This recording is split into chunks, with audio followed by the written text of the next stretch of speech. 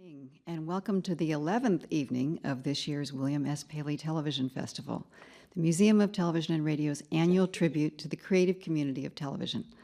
My name is Barbara Dixon. I'm the director of the Museum of Television and Radio here in Los Angeles, and I see quite a few familiar faces out here in the audience tonight. We are so pleased when we've seen so many of you able to come night after night to this year's Paley Festival. It's really terrific to see. And I think we've had more than a couple, and we've had several absolutely wonderful evenings as part of this year's Paley, and I have absolutely no doubt that tonight will be another one of those great evenings. The Paley Festival in its 23-year history has really enjoyed the major role it plays in being able to salute excellence in television. And tonight, absolutely, we hope to continue with that tradition by celebrating a show whose crisp writing and talented ensemble cast have distinguished it as being one of the most promising new series on television today, How I Met Your Mother. It's my great pleasure to be able to introduce your moderator for tonight. He's moderated for us before at our museum in Los Angeles, and we think he's terrific, and we're so pleased he's taken time from his schedule to join us. Joe Adalian began his career writing about television as a freelance columnist for the Boston Herald. He's covered network television for Variety since 1998 and was named their television editor in 1999. Joe reports on all aspects of broadcast network television with an emphasis on primetime programming. Please welcome a good friend to the museum, Joe Adalian.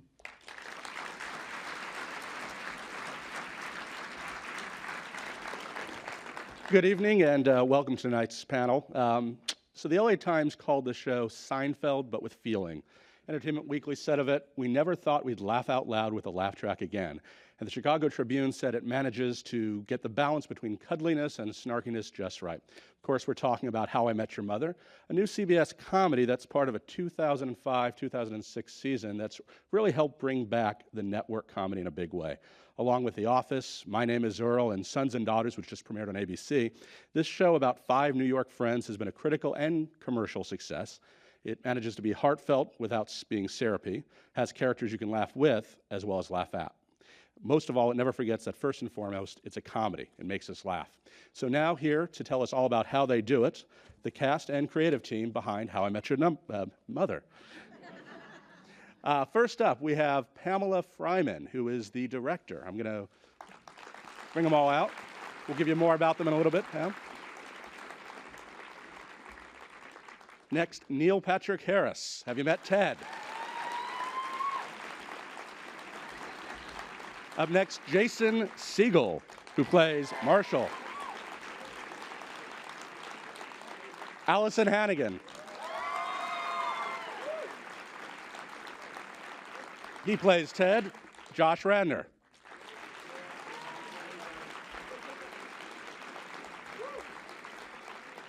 And now to introduce tonight's 2 episodes of How I Met Your Mother that we're going to see. Actually, first, Colby Smulders.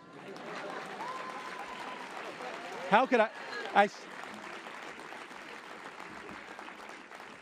And now, I think, to introduce the 2 episodes we're going to see, please welcome the creators and executive producers of How I Met Your Mother, Carter Bays and Craig Thomas.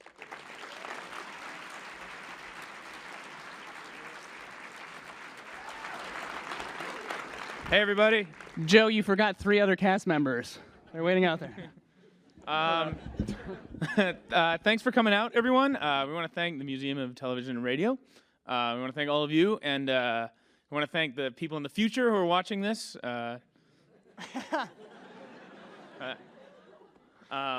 Sorry. Yeah, sorry. I guess so. We're gonna watch these first these 2 episodes. We're gonna see the pilot episode, which was the first episode of the series. That's TV lingo. Pilot, yeah. And then we're gonna watch an episode called The Pineapple Incident, which it was a people have heard of it, which we really like a lot. It's kind of a crazy little caper fiasco kind of thing. So thank you guys for coming. We have nothing else to say to you all. In fact, that's it for the night. That's all we have. We just know the names of the episodes. Let's just watch the show, and we'll talk more later. Thanks. All right. Roll it, Hal. All right. Well, let's start off by introducing our cast and producers. First up, Pamela Fryman is an executive producer and director of How I Met Your Mother. Her directing credits include the television series The King of Queens, Frasier, and Friends. She also served as executive producer on the series Just Shoot Me and Happy Family. Pamela Fryman. Next up, Neil Patrick Harris plays volleyball wingman Barney. He's appeared in such series as Doogie Howser, MD, Will and Grace, and Law & Order, Criminal Intent. His film work includes roles in Starship Troopers and Harold and Kumar Go to White Castle. Neil Patrick Harris.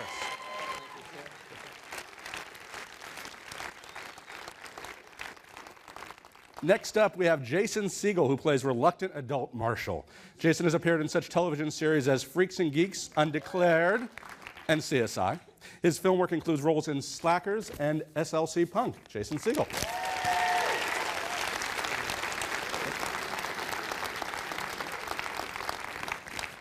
Next up, she plays kooky kindergarten teacher Lily. She's appeared in such series as Buffy the Vampire Slayer, That 70s Show, and of course, Veronica Mars.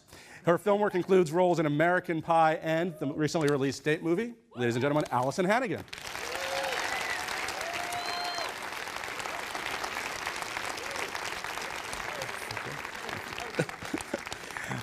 Next up, I will not forget her. She plays the elusive object of desire, Robin.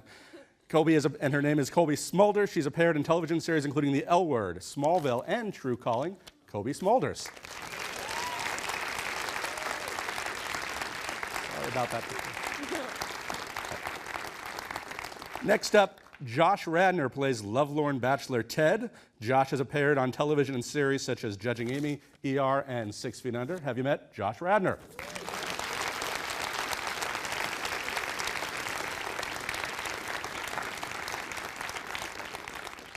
And finally, last but not least, Carter Bays and Craig Thomas are the creators and executive producers of How I Met Your Mother. They previously wrote for Late Show with David Letterman, Oliver Bean, and American Dad.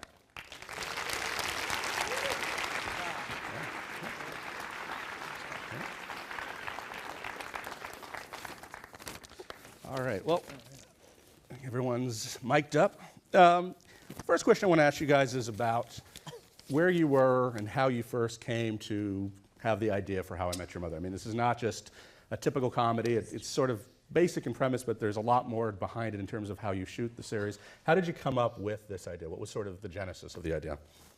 Well, I'd say the first thing was the title. I think we came up with the title, and it just felt like that's a story that everyone can relate to. Everyone knows.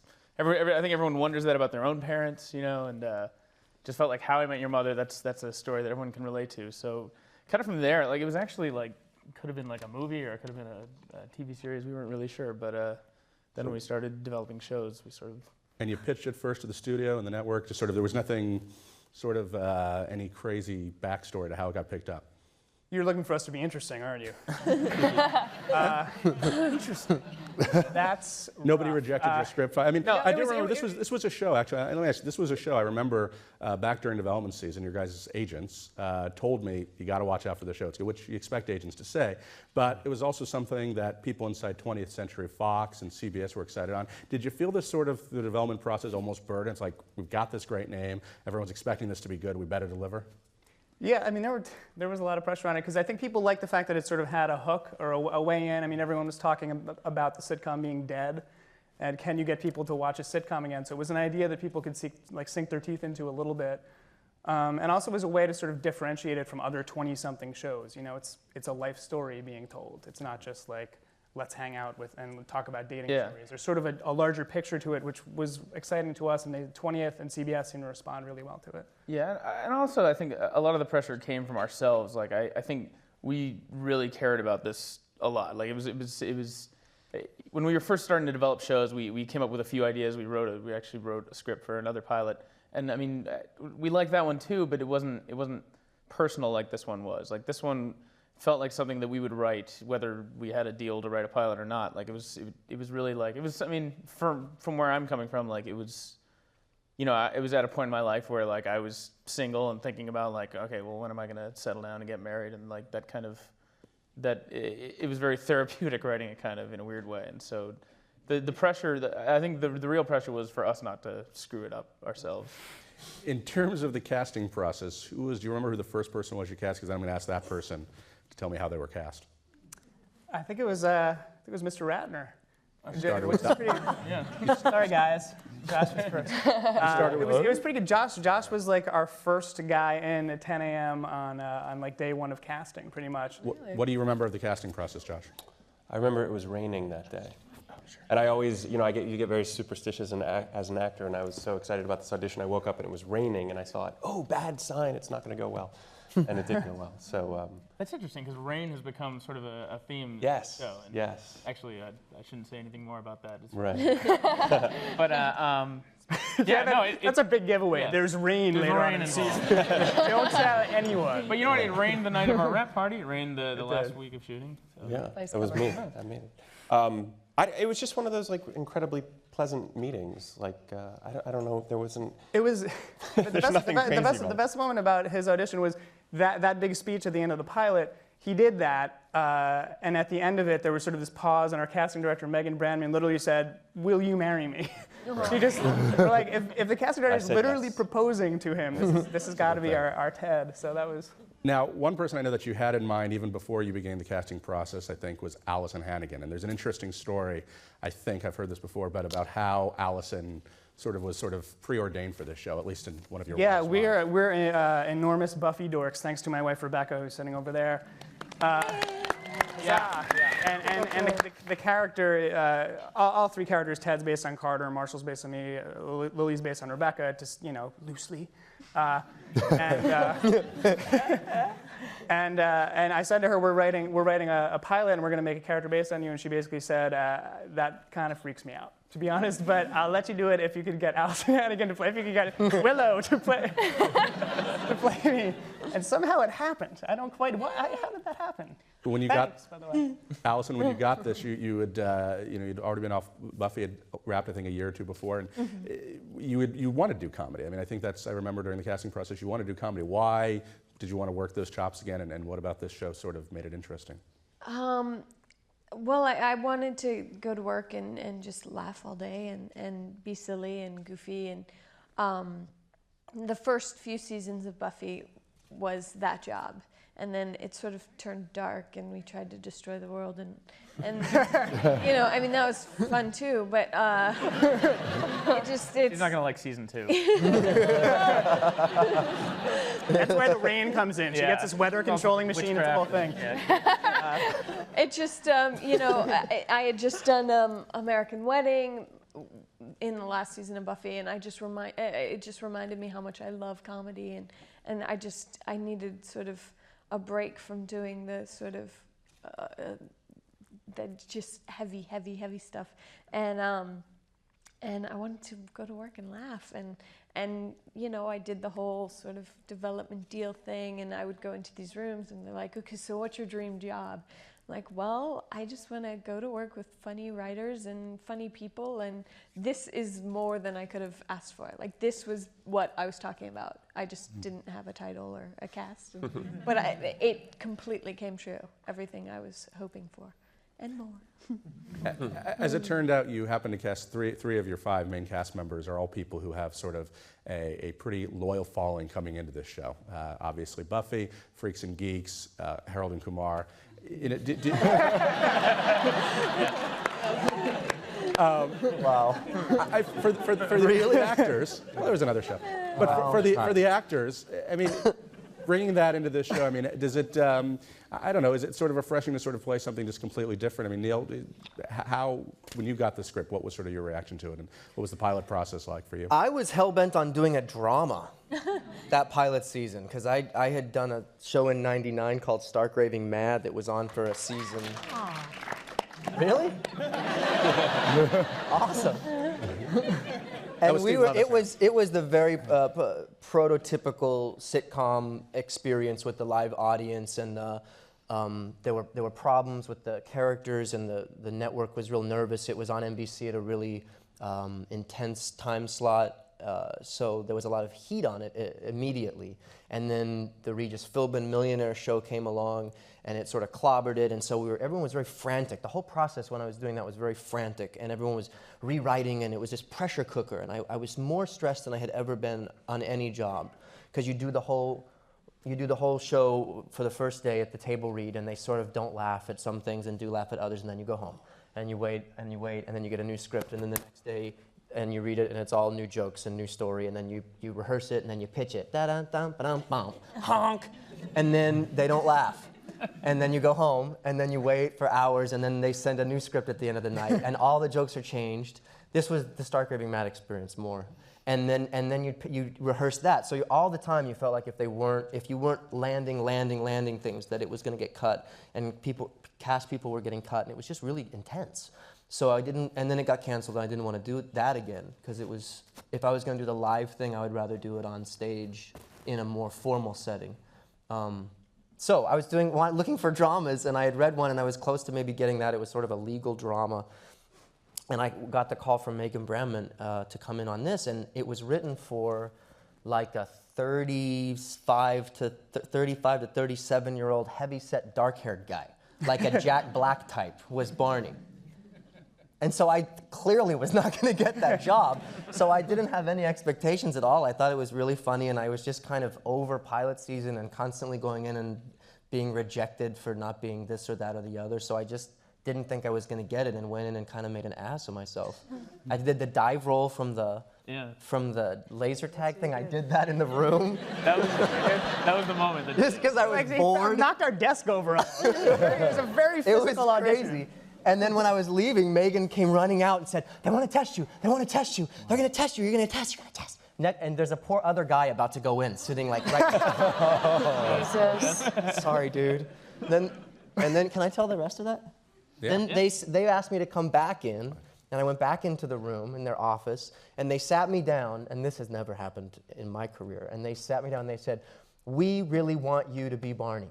You're the guy that we want for this role. We really want to make it happen. So we don't know what we have to do or who we have to talk to, but you're the one that we want to play Barney."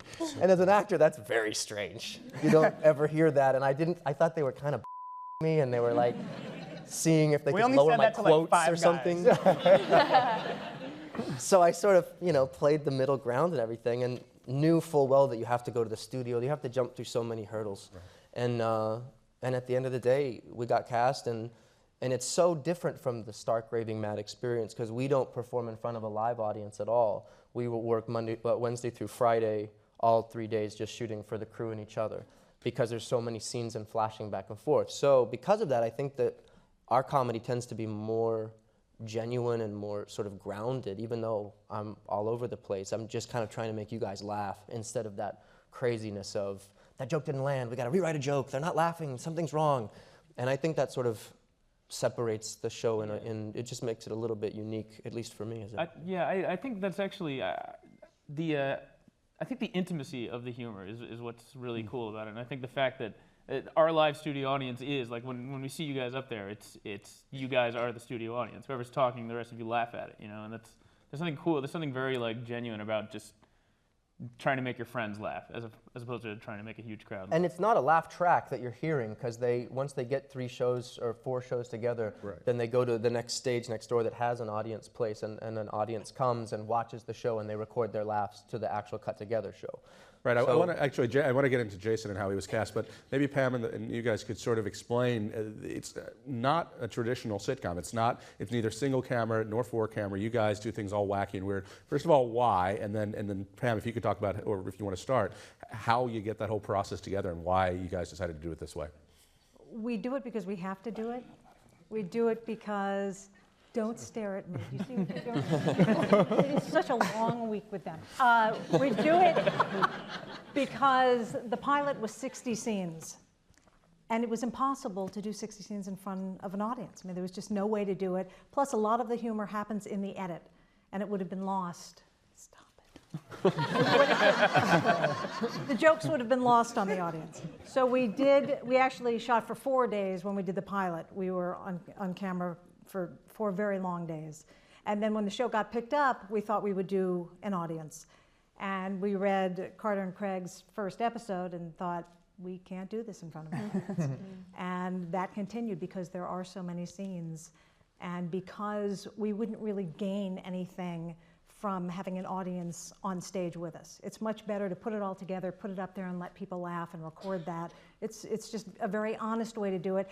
And we've all learned to trust each other. We know what works, we know what doesn't work, we listen to each other, and it's an incredibly healthy way to do this. And yet it's not single camera. You could have also just gone that direction as well. Why avoid single camera? Do you think it was just, why didn't you want that? I mean, we wanted to do a multi-camera show. We wanted to do a show that had that feeling, not to be a sitcom, you know? I mean, but we knew we wanted to have a different rhythm to the show, and we weren't willing to sacrifice that. When we shot the pilot, we had to make the decision going into production. Like, we had to go to the studio network and say, can we do this a less traditional, more expensive way? Can we shoot for 3 days? And they said, how much money do you want? Yeah. They're like, thank God we hired these first-time showrunners. They make brilliant financial decisions. But they were cool with it, and I think as a result, these guys get to act and stuff. You know, we get to have quieter moments and introspective moments, and sort of and not have it just be insults come back, and sort of change it around. So it works pretty well for us. Right. Jason, before the show, you worked on Undeclared and Freaks and Geeks, two critically acclaimed shows that the peeps out there. Did you go into this show, which I'm sure you read the script, and it's a great script, and it had a lot of critical acclaim going into it. People thought it was really good, and think, you know, great. This is just two different people. I mean, were you worried at all that once again you were going to be stuck in a great show that nobody watched? You know, pilot season, you get these like stacks and stacks of scripts, and like you said, I was very lucky to get hooked up with like a real genius in Judd Apatow right from the start, and so I would read comedies and think that they weren't going to live up to any of the things I'd worked on before, and I read this and I loved it. I felt like Marshall was like written for me in a way, and so I was really disappointed because, funny enough, two of the writers who had worked on Undeclared had just written a pilot that year where the character's name was Jason, and I was supposed to do it, and it was also at 20th Century Fox, and so they were in first position, and I had to tell Carter and Craig no, that I couldn't do it. But we really hit it off, like right from the first minute. And I remember they had a conversation with my manager at one point where she had said to them, like, look, I'm sorry, but his friends are doing this show, and so he kind of has to be loyal to his friends. You guys said something like, well, if we had known him, we would be his friends. Come on. You can't fight logic like that. No, I mean, it was so sound. So I was really disappointed because something in my gut told me that this is what I was supposed to do.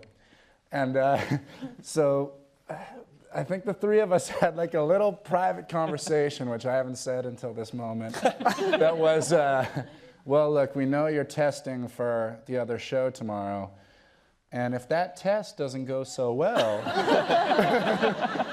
we'll be here waiting for you. And so, funny enough, that test didn't go so well, and I literally went in the next day, and I read with the lovely Allison Hannigan, and I think we really hit it off in the room. We got messed up during one of the scenes. Oh, he's being nice. I messed up. Oh, yeah, whatever. I mean, I don't know if that's what happened. But as soon as it got off script, it was just as funny that we were kind of riffing off each other, and I knew like this is going great, and we could act together for a long time.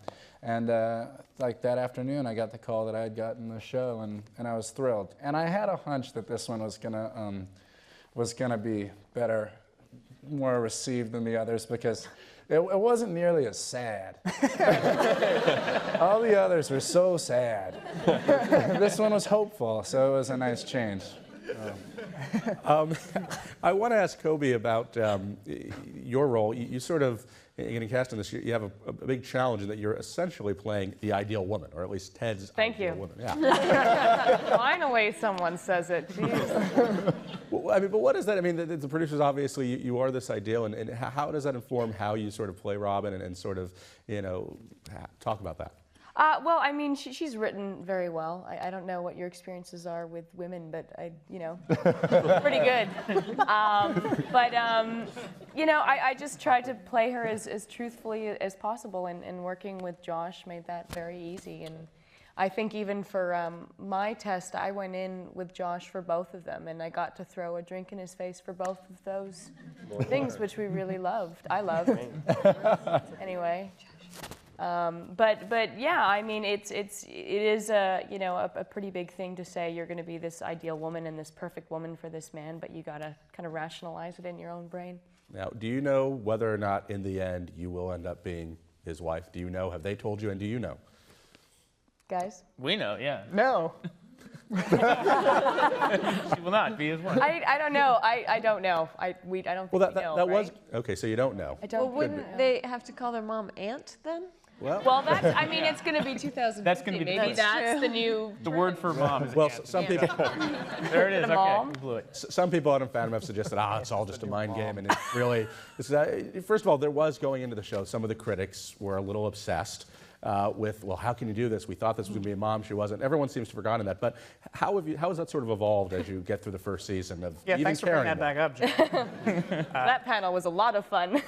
Yeah, we went to the TCAs where they interview all the new shows, and all the questions were really intense about, why is she not the mom? And people were like screaming at us about it. It was crazy. I think it's because critics had fallen in love with Kobe. Right. Stop flirting with me. Wow. See what I have to work with? Seriously. No, it was designed from the get-go for her not to be the mom. Okay.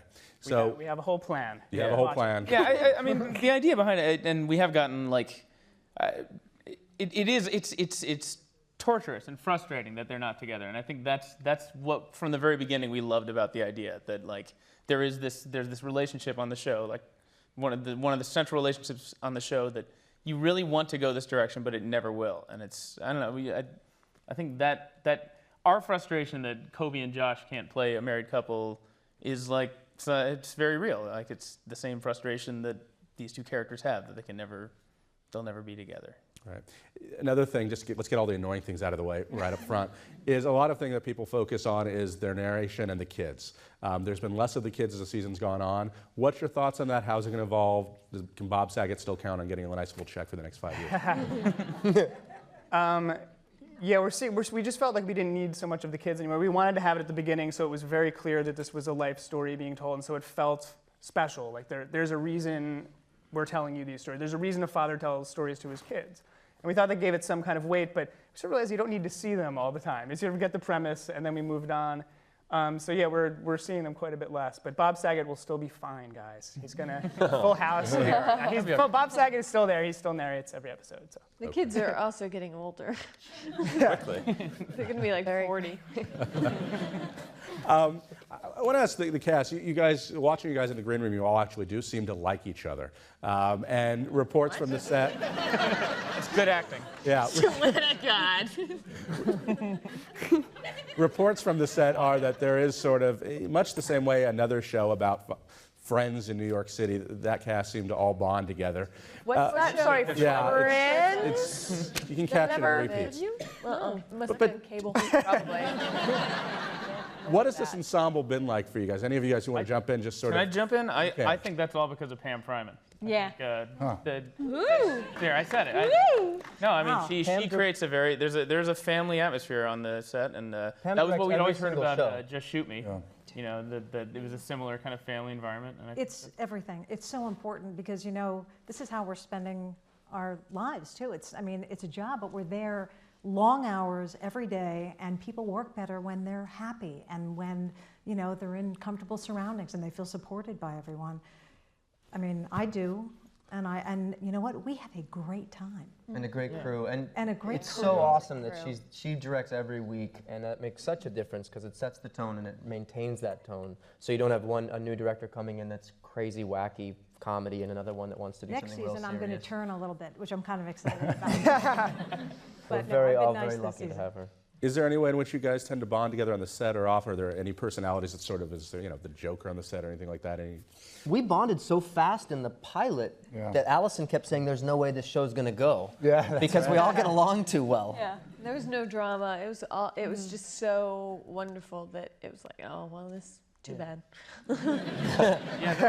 That actually, I mean, I think one of the things that really helped us to help the pilot was the fact that we, for whatever reason, we managed to like get through the casting process very fast, like much faster than most shows. And as it turned out, we had cast all the principal roles like with 3 weeks to go before we started shooting, and this was so key because like we threw a barbecue in my backyard, and like the whole cast came over, everyone met each other, and everyone hung out. You know, Josh and Jason, who were playing best friends, you know, they, you know, became good friends over the course of the 3 weeks. You know, like, and that's so like, I mean, like you hear about, you know, on some shows where you're casting the role of the brother until the night before you start shooting, and then somebody has to show up and have this lifetime shorthand with someone, and it just, that's hard to fake, and so it was cool that. Josh and I met for the first time. We decided, you know, we're gonna be playing best friends. We should try to at least like each other a little bit to some extent, which we still struggle with. But, no, just joking. So we met at a bar right near Josh's house, just to have a talk and get acquainted. And we must have stayed there for 3 or 4 hours and covered like all. Yeah, it was a long time. We closed the joint down, frankly. And so we really hit it off. And not a week later, I had like a terrible day. And I was really depressed sitting in my house. And I like picked up the phone and I dialed up Josh Radnor. And within 20 minutes, he was over at my house and sat with me on my couch all day long while we talked through this thing. And I think since then, we've sort of been best friends in a lot of ways. What?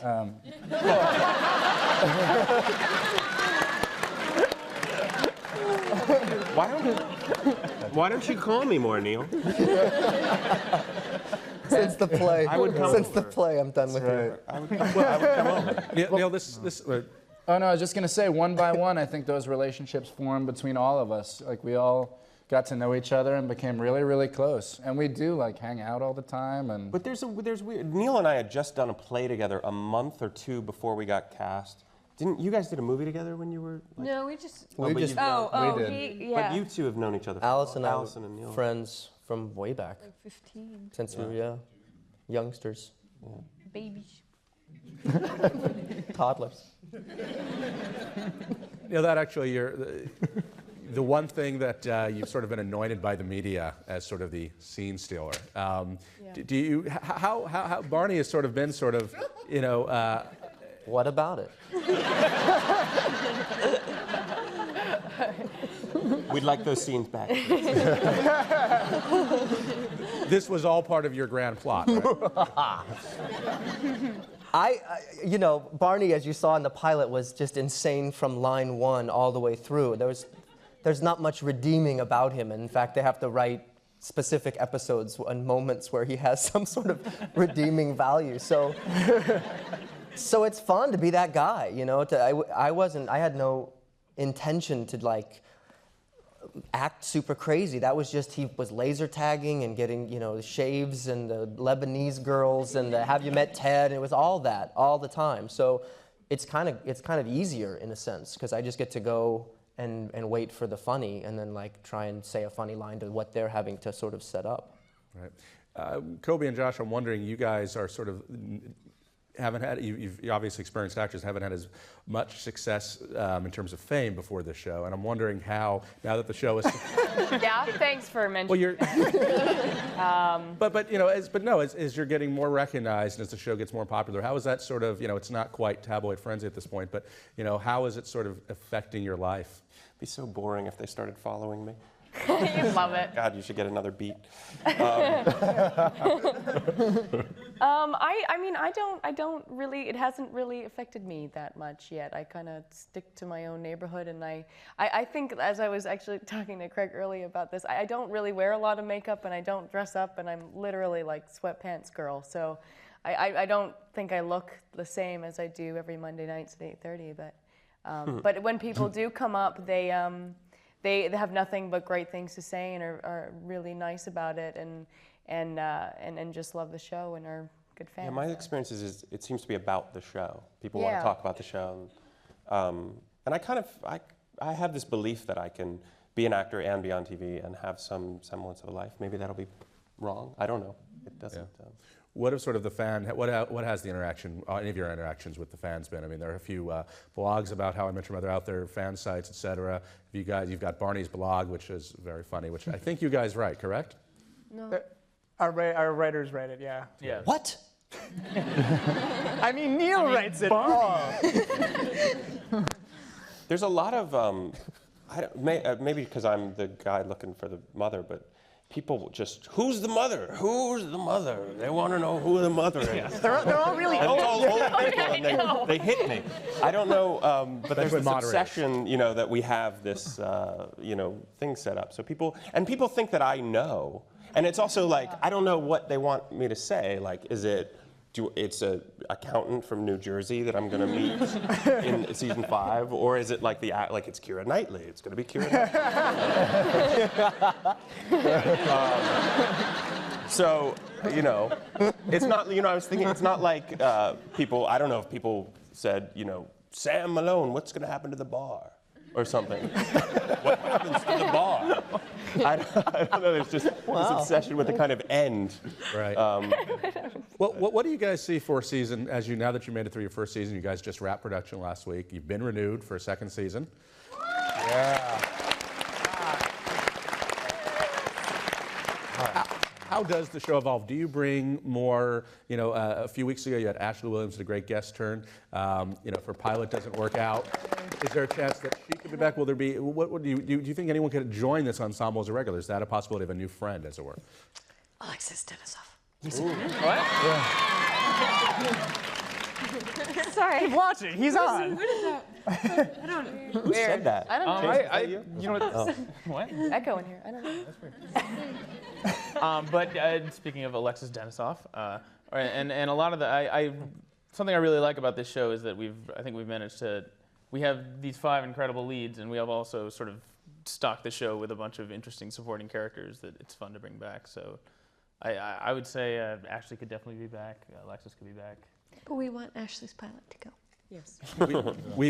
Sorry. Also, I think that every one of our significant others have been on the show.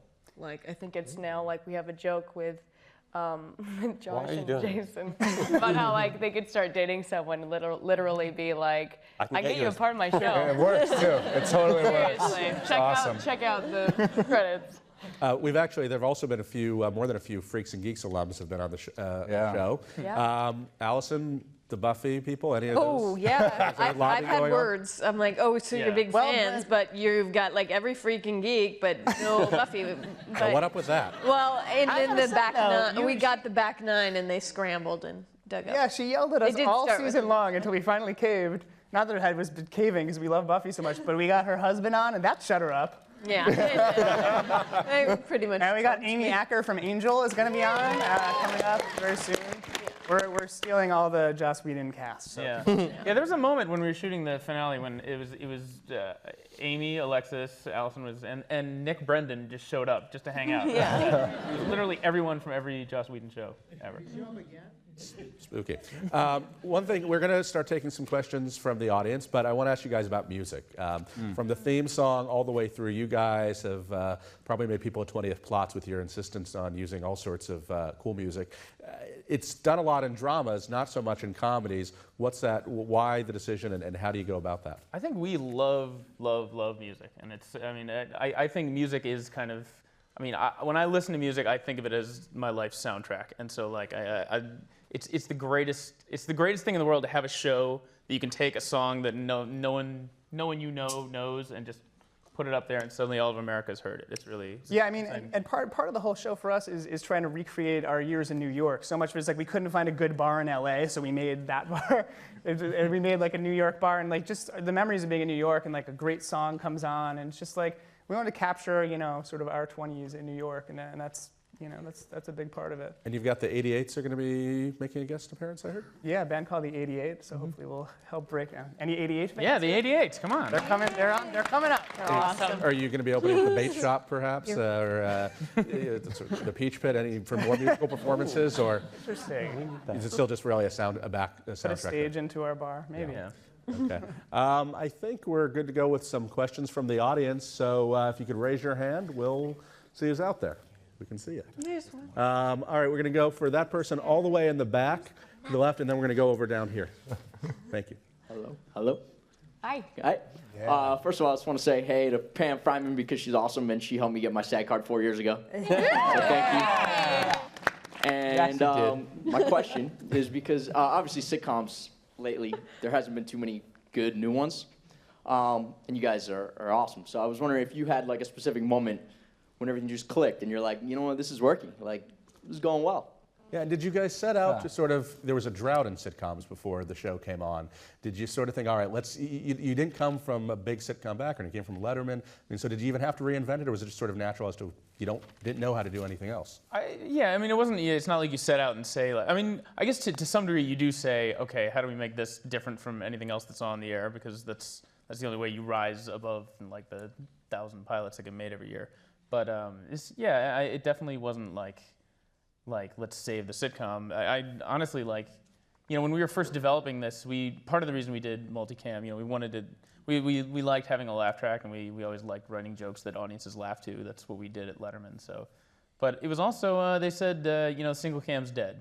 There's not going to be any single cam comedies anymore. That American doesn't want to see that. They want to hear people laugh, so they know that when they hear a joke, if they hear an audience laugh, then they know it was in fact a joke, and they can laugh at it themselves.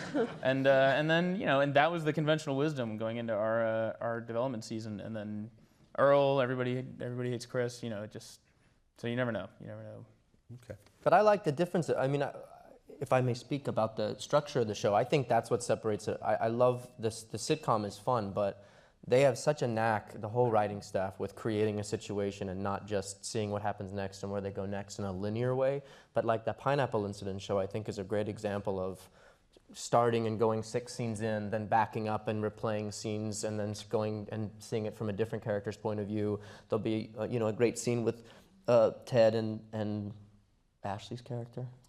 Victoria and on the piano, and really then don't you want think me it's a to very sweet scene, and then you see after the commercial that Robin's been watching, and then you follow Robin. So I like that. I think that's what makes it unique. Is We're also lucky that because we structure. don't have to laugh all the time. Yeah, The show that they've created allows us to take those moments and really get to know who these people are. There's so much heart. It's a very emotional show, and wait till you see what's coming up. Yeah, I was excited to have an audience for the first time because I had never worked in front of an audience. But I was also really scared that it would bring out the worst in me. Like I'd always be doing that. I think Well-founded fear. Yeah. No, it's true. I like that move for some reason. But anyway, so I think that one of the things that's great is we're free to play jokes at the level they should be played at without having this obligation to make sure the person in the back row of the audience heard the joke and it gets the loud laugh. You can do a subtle joke or a big joke. We have the whole range. It's nice. Yeah, as I said in the beginning, the Chicago Tribune said that you guys sort of get the balance right between cuddliness and snark. How do you sort of balance out those moments? I mean, because this is a show that, really does sort of have a lot of dramatic turns to it, and it's not unheard of for comedies. Friends certainly had plenty of that sort of stuff, but they didn't do it till several seasons in. You guys, right from the beginning.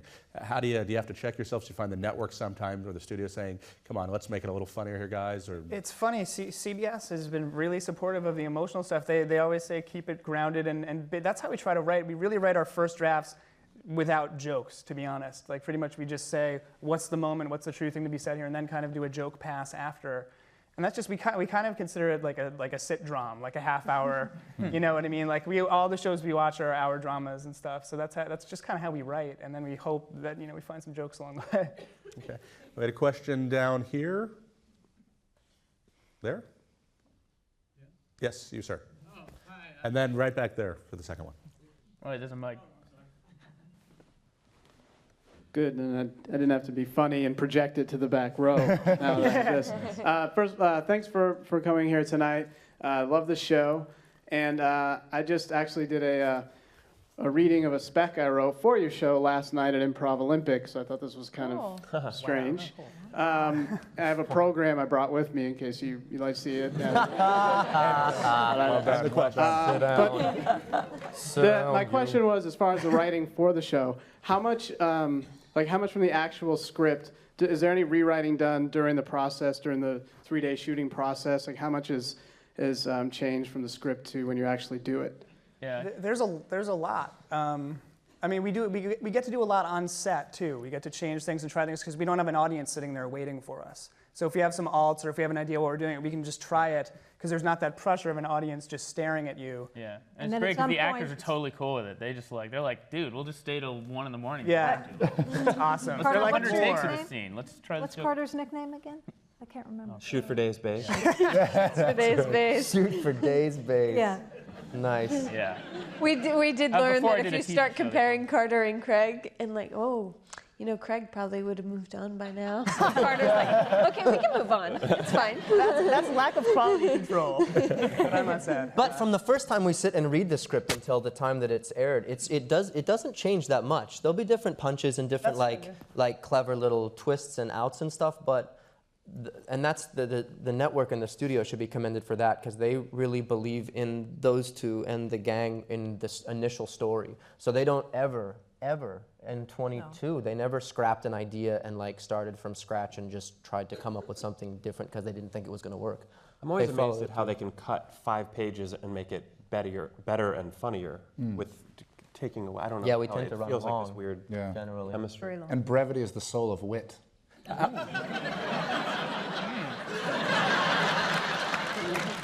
Please don't encourage that.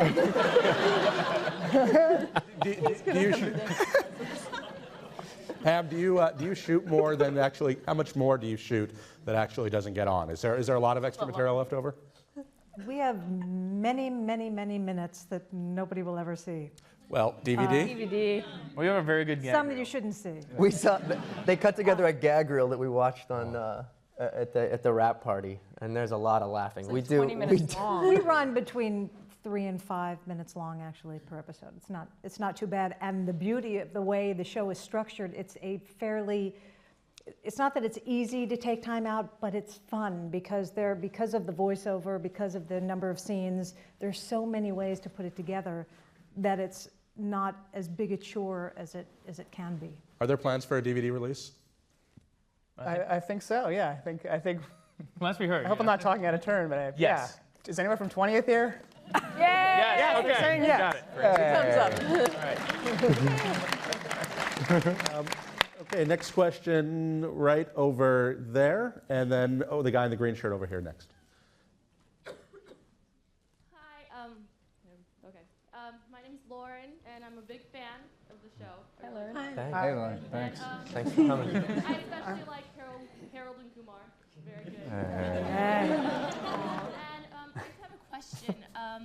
Do you guys ever look back at the show and think, oh, I could have done something better, or do you guys just think, like, I'm gonna do this better, or like, do you guys ever have second thoughts about a scene?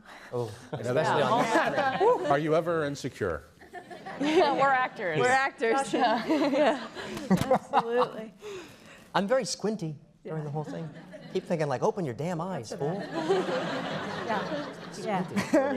I have a hard time watching myself in general, which is one of the great things about having someone like Pam around is that I feel safe relying on the fact that she'll tell me if I need to change anything, and she's very direct with me. She'll say like, "Do it better, dude." And I don't say exactly that. yeah, no, but I kind of rely on Pam and Carter and Craig to make sure that I'm doing what I should be. But I have a hard time watching myself in general. I'm so tall. do it again, less tall. Do it again, less tall.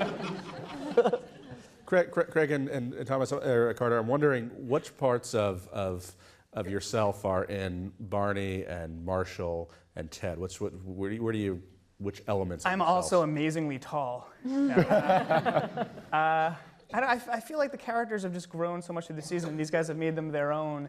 That I mean, the sheer fact that Marshall and Lily are in a long-term couple and have sort of their quirks and idiosyncrasies and just know each other so well and are sort of almost sometimes parental figures for the guy who's out looking for the girl. I mean, that's my wife and I are kind of like that with Carter. Like, how'd the date go? And like that kind of stuff is all feels very real to us. Does Barney at all represent sort of the guys you maybe wish you were more of when you were single, or is it actually more reflective of reality? All right, next question. Wish I played more laser tag. In the back, the gentleman right there, and then and the guy in the green shirt. Yes, sorry. Come on. Oh, sorry. poor green shirt. I went to the green shirt. I apologize. Green shirt? Green shirt. I really enjoyed the homeless Thanksgiving episode. I thought that was hilarious. Employee of the Year. Everybody did a great job. And I also liked the when Neil Patrick Harris and Kobe went playing laser tag. You were his wingman. I thought that was hilarious. Thank you. Nice. Yeah. The ending credits when you have the dog and Mutnik. What does that mean? That's actually, that's a Romanian. It's a recreation of a Romanian stamp from the late 50s, early 60s, commemorating Laika, the first dog in space, the cosmonaut dog. Yeah, Come on, Laika. Yeah. First dog in space. Come Very on. brave dog. And actually, we couldn't use the actual stamp because of, I guess Romania was going to sue us. So we had an artist friend of ours recreate it. Hilarious. Yeah, great stuff. I love it. No story. Gentleman in the green shirt, do you have a question still? Green shirt. Where's green shirt? Yeah. Green shirt. Green shirt. Green shirt. Oh, the pressure. Better be good. I had two questions. First question for Carter and Craig.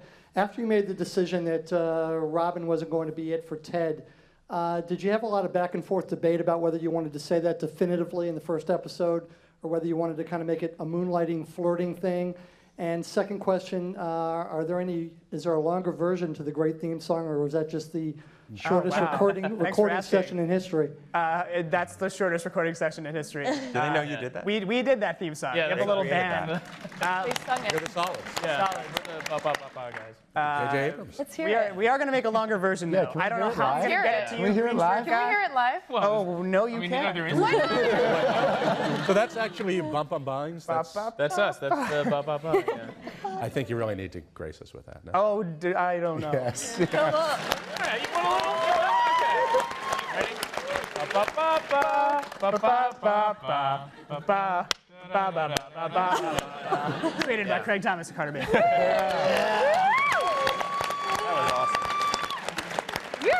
And the other question, we knew we didn't want to do Will They or Won't They. We thought the Friends fans who already we were worried about the Friends comparisons, and thank God those have kind of gone away, because I think the rhythm of the show is different from that. We didn't want to do Friends. We didn't want to do Ross and Rachel and Will They or Won't They for 10 years. We wanted to have an interesting friendship where they're kind of in love, but it just not, Fate's a big character on the show. For some reason, it's just not in the stars for them. But they still could get together, even if yeah, they could. Absolutely. It's not Will They or Won't They.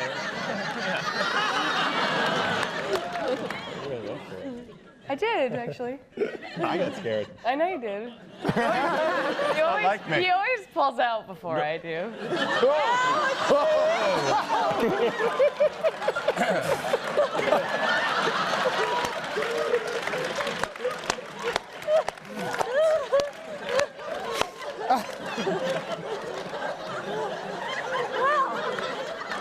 She's from Canada.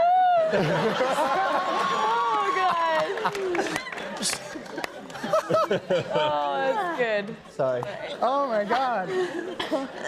Always with the Canadian thing. Anything you do wrong, just blame it on Canada. Answering the question, what's life like on the set of How I Met Your Mother? More questions. There's a lady down there, and then a lady all the way back there. Okay. So, I just wanted to follow up a little bit the question about the chemistry between the character of Robin and the character of Barney in the laser tag, suit up, best bud kind of episode. I thought the chemistry was excellent, and since we now know for sure that Robin is not going to end up with Ted, is there a chance for Robin and Barney? Good question, Carter, Craig. Indeed. There's definitely a chance. I think part of what we loved about that scene was the way, because they are kind of kindred spirits on the show. They're the two characters that aren't about settling down and getting married. So it was fun seeing them goof around. Who knows? Who knows what's going to happen? I don't know. Will there be a cliffhanger this season? It involves rain. And say no more. All right. Next question over there, and then there was someone down there, that gentleman with the beanie hat, right there. Hi. I think the whole part of your mannerisms and gestures, it really makes it look like you guys are all best friends. And how does that develop? Like, is it written in the script, like the whole high five thing? Like, put your arm around him? Like, how does the physical part of the comedy get started? I love it when they write stuff like "everybody groans," and we just take that upon ourselves to mock it, to chat for 5 minutes. Pam is the director. Now they're writing in this thing in the script, like, he gives him a look that's like, oh, you want to know how I'm going to do that? Well, just wait until the next scene in America, we'll find out. So you have to kind of play that look. I hope the DVDs have little excerpts of the scripts and the stage directions. Yeah. All the high five stuff is written, mostly. We embellished it a little bit. And you guys really have also the number of catchphrases. I mean, there's legend, wait for it, dairy. There's suiting up. Have you met Ted? Lemon law. How do you guys just have a list of of phrases that you go through? Do you try to get one in every other episode? That's so clinical, I guess. But I think it's hard to write funny stuff. So if something gets a laugh once, then you just do it 3 or 4 more times. It fills out the episode. Yeah, basically. Are any of these phrases migrated from your real life? Were any of these sort of legendary? Any of these awesome? Any of these? Yeah, some of them have. Have you met blank was kind of from the guy that Barney is in part based on, would like do that to Carter in bars in New York and just walk away. And Carter's just like, I'm Carter, I have nothing to say. And so that one was, but a lot of them aren't. That one was. Okay. Right here, and then we'll go back there, right there. Actually, to be honest, this is the first time I've seen your show, and I actually liked it a lot. But Allison, I wanted to introduce like your biggest fan and my bestest friend, Yvette, right here. Stand up, stand up. No. This is Yvette, and she loves you. She loves you. You're in her wallet, okay? She loves you. I bet you're in my wallet too. That's all I wanted to say. Thank you. All right. Gentleman there, and then the lady right, well, those two over there, you guys are going to have to fight it out. I just want to comment that I had an episode that I saw once, and the laugh track, for some reason, didn't play in the surrounds. So there was no laugh track the entire episode. It was the bar episode where they go to the bar and you can't hear anything for half the episode because of the music. Yeah. Oh, yeah. And it actually worked really well without a laugh track, too. I just wanted to comment on that. You knew when to laugh and everything? Yeah, I knew when to laugh. It was incredible. And then the other thing I wanted to say is, how exactly well planned out do you have the whole part of the mother? Because when the show first started, I know on a lot of blogs that I was reading, people were analyzing the show like Lost. I mean, they were going meticulously line by line. They were like, well, he hasn't said Aunt Lily yet. Is she going to be the one? So there was a lot of that. And do you have it plotted out that far in advance that you know where you're going to go eventually? I think we're not so clever as to say, like, oh, he hasn't said Aunt Lily yet. Good, we're going to save that. But I think we know what the last 5 minutes of the series are going to be. I think we know. We know where it's going. We're in the retirement. Yeah. Right. Do you worry a lot about continuity because Ted says a lot of things as future Ted, and I'm sure there are geeks out there who are sort of like myself who are sort of looking and say, wait a second, can he say that? Do you have to take careful notes, or you don't really care? You're just trying to make people laugh. Well, it's kind of fun. I mean, I think it's fun painting yourself into a corner when you write, like in a weird way, like the whole Aunt Robin thing. It's made us really kind of make this a much richer relationship than just. And we got married, and it was just lovely. It's kind of fun planning little things and seeing how you can we just pay it thought it would be so cheap in a show, in a pilot about how hard it is to find the love of your life. If I went down to the bar, and there she was. The end. It's that simple. So that wasn't the story we wanted to tell. But we do have a plan. we hope we get to execute it. Okay. Gentlemen back there, and then those two. Hey, I had a question for you two guys as first-time showrunners. How did you staff the show, and did you look at people from different backgrounds outside of sort of, you see some of the senior showrunners who have taken their guys with them from show to show, and how did you approach that process? We brought in a lot of our friends also who didn't have that much sitcom experience, so it was a whole bunch of people who didn't know what the they were doing. Thank goodness for but Pam, talented. Right? That's where Pam sort of played a key role in that, Pam correct? helped Sort of. Okay. It's worked. Okay. The ladies here, and anyone on this side? The leather jacket back there really wants to ask a question. All right, the Good jacket. to see you, Holmes.